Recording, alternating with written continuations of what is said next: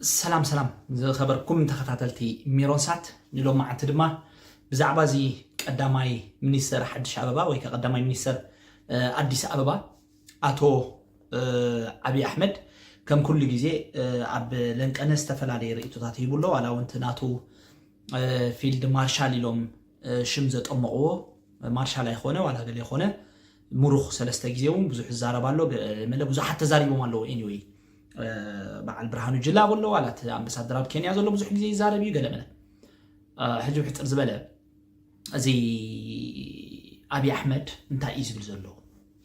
تكون تات كنا بيجوت يخنا بالزبل عبيتنا تبصات كل عليك بقى مالتي كده تزاربو زلوا نايت بعدين ناي فرحي انت إيزب ملاخد انت يخز أنفت بزح كزربي كعد مالتي اسكي قال خفتي فيديو ما هنسمع شو بحفش أنا أفتز زبلوا زلوا هنكيدنا ትናንትና ሻቢያና ወያኔ ከሱዳን ጋር ተባብረው ደርግ እንጥለዋል። አሁን እንደዛ ተባብረን እንጥላለን የሚል ምኞት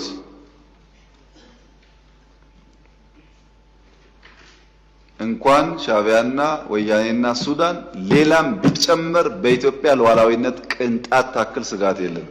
ቅንጣት ታክል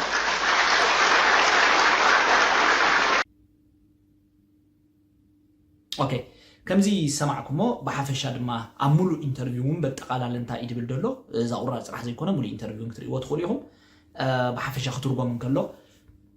سقعت أنت عري تعتقن يبل مريسو سقعت يبل ناني بل بوزع في الزارب أبي أحمد هجي بمجمع يا خفل اللون نجر أبي أحمد لولاونة إيرتران هلاونة حزبي تجراين نهاجر إيرتران ترتكوين ليتن كاترن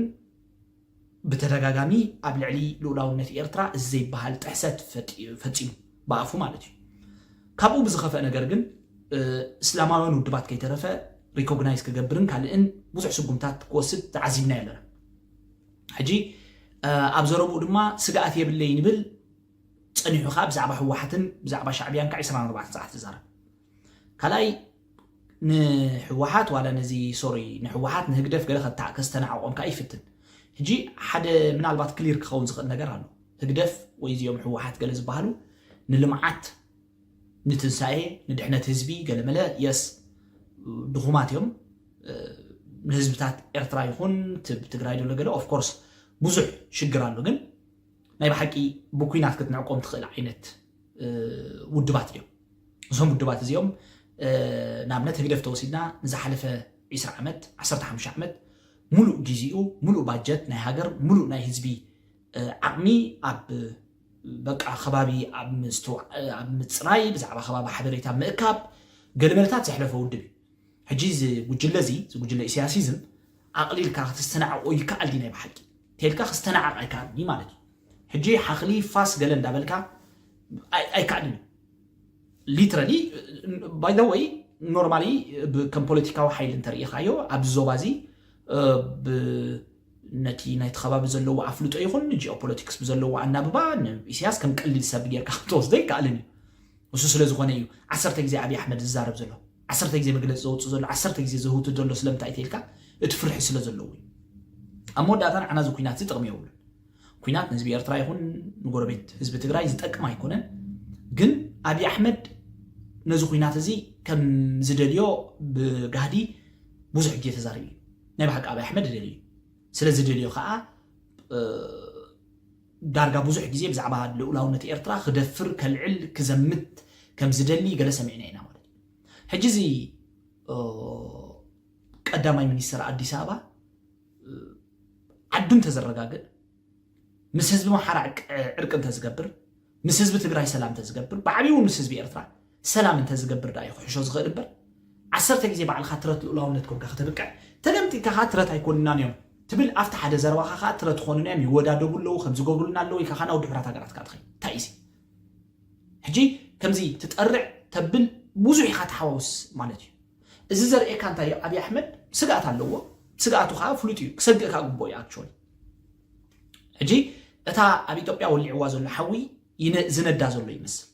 ناي بحكي إثيوبيا يمحضر اللوديو أبي أحمد كنبل نخلده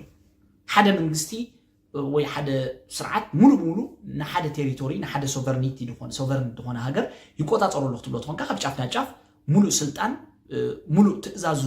ናይ ምግባር ዓቕሚ ክህልዎ ኣለዎ ኣብይ ኣሕመድ ናይ ባሕቂ ዝዓቕሚ ዘለዎ ሪቴልካ የለን ትግራይ እዚ ትግራይ ትርኢ የለን ኣብ ኢትዮጵያ ኣውፃኢ ካብ ኢትዮጵያ ባንዳታት ኣለዎ ከዳዓት ኣለዎ ኦፍ ኮርስ ከም በዓል ጻድቃን ሃበን ተሓደ ቮድካቸው ዝበሃል ሰብኣይ ኣለዉ ገለ እዚኦም ሕጂ ከምዚኦም ዝኣመሰሉ ሓደ ክልተ ኣለዉ ንህዝቢ ትግራይ ዘይውክሉ ናብ ናይ ኣምሓራ ወገን ኪድ ኣምሓራ ንፋኖ በይኑ ንፋኖ ከማን ኮንትሮል ገብራ ይካለን ፋኖ በይኑ ይዳ ኣኽሎና ኣብይ ኣሕመድ ሕጂ ናይ ፋኖ ጉዳይ ናይ ዓዲ ኣምሓራ ብግምት እትዎ ኣምሓራ ምስ ኣብይ የለን ልቡን ቀልቡ እታ ኢትዮጵያ ትበሃል ኣብ ኣዲስ ኣበባ ዘሎ ህንፃታት ጠጠው ኢላ ዘላ እዚ ህንፃታት እዚ ኸ ናይ ግዜ ሕቶ እዩ ስለዚ ብመሰረቱ ኣብይ ኣሕመድ ስቴብል ዝኾነ ሃገር ኦፍ ኮርስ ዝገበሮ ነገር የለን ማለት ኣይኮነን ግን እቲ ተግባራት ኩሉ ኣብ ኣዲስ ኣበባ ይተወጥሑ ዘሎ ኣብ ኣዲስ ኣበባ ይተዓፅዩ ዘሎ ኣዲስ ኣበባ ጥራሕ ግን ኢትዮጵያ ዝብል ገጅፍ ሕቶ ክምለስ ይግባል እቶም ኣብ ካልእ ዘለዉ ህዝብታት ከመይ ይሪእዎ ኣለዉ ነቲ ማእከላዊ መንግስቲ እቲ ሰንትራል ጋቨርንመንት በቲ ዘሎ ህዝቢ ብግቡእ ክጥመት ተዘይክኢሉ ከም መንግስቶም ዘይቅበልዎ ተሎ ኣብ ልዕሊኦም ጂኖሳይድ ፍፅም እንተሎ የጥፍኦም የፅንቶም እንተሎ እዚ መንግስቲ እዚ ቆይመለኹ ክብል ኣይክልም ቢኮዝ ስቴብል ዝኾነ ከባቢ እውን ክፈጥር ኣይከኣለን ስለዚ ኣጠቃሊልና ክንሪኦም ከለና እቲ ጉዳይ ናበይ ዝወስደና ተልካ ኣብይ ኣሕመድ ብርግፅ ስጋት ኣለዎ ህወሓትን እዚ ሲያሲዝምን ዋላ እዚኦም ናይ በዓል ደብረ ጽዮንን ገለን በሎንካ ዝነዓቑኻ ኣይኮኑ ኣብ ኩናት ኣብ ገለመለ ኣብ ምስ ናይ ኢንቴሊጀንስ ጋደር ምግባር ገለ ክመፅእ እንከሎ ኣብ ከምሳት ክትንዕቆም ኣይትኽእልኒ you can't